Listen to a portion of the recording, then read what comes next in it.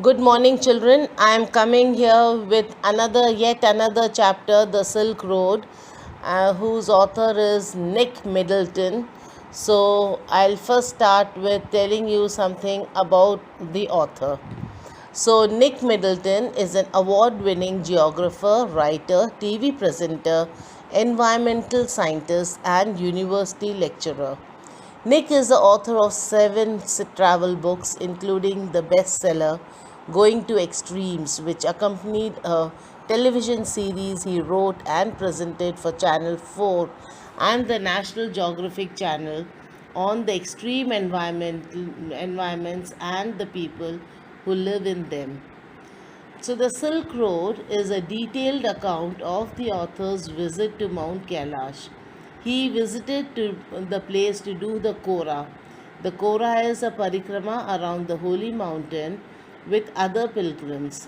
The whole description is quite interesting as it reveals many unknown facts about the journey up the most difficult terrain in the world. So, this article gives a record of adventure from tenderly rolling hills of Ravu to Mount Kailash. The motivation behind the journey was religious. The storyteller wanted to finish the Kora at Mount Kailash.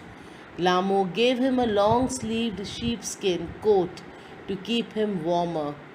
The narrator and Tessan took a shortcut to get off the Changteng. This route would take them southwest, almost directly towards Mount Kailash.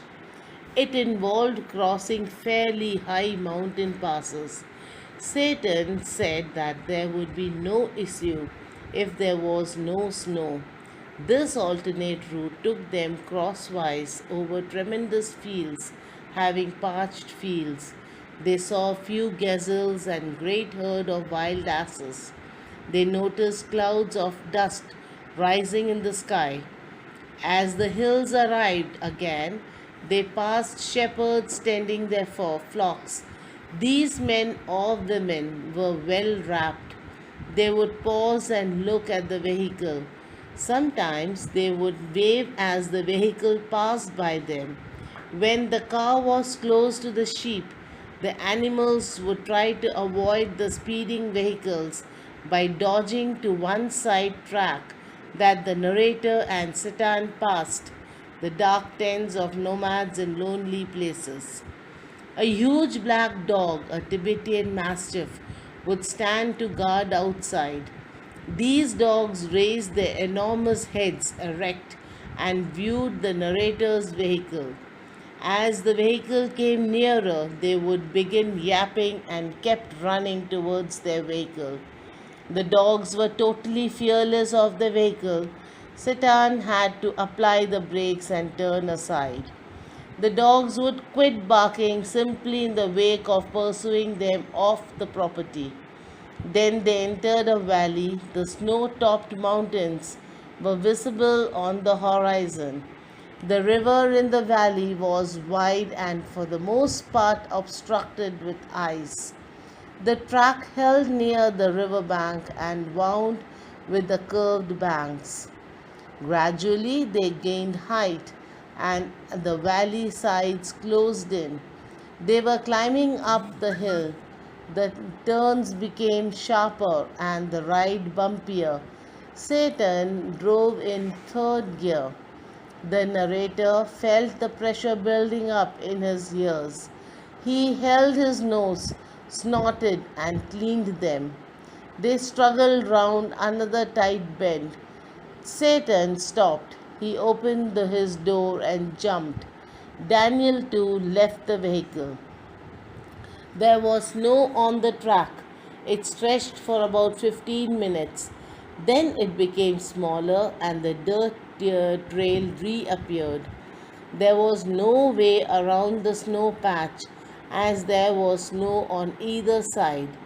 Moreover, the bank was too steep for the vehicle to scale. They were at 5,210 meters above sea level. Satan grabbed handfuls of dirt. He flung them across the icy top layer. The narrator and Daniel joined him and threw dirt. Then Satan drove the car slowly and carefully on the icy surface. Daniel and the narrator stayed out of the vehicle to lighten Satan's load. 10 minutes later, they stopped at another blockage. This time, Satan decided to try and drive around the snow.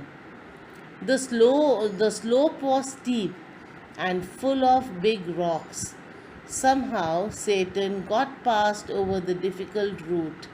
Once he cut a very sharp bend, they continued to climb in the bright sunshine.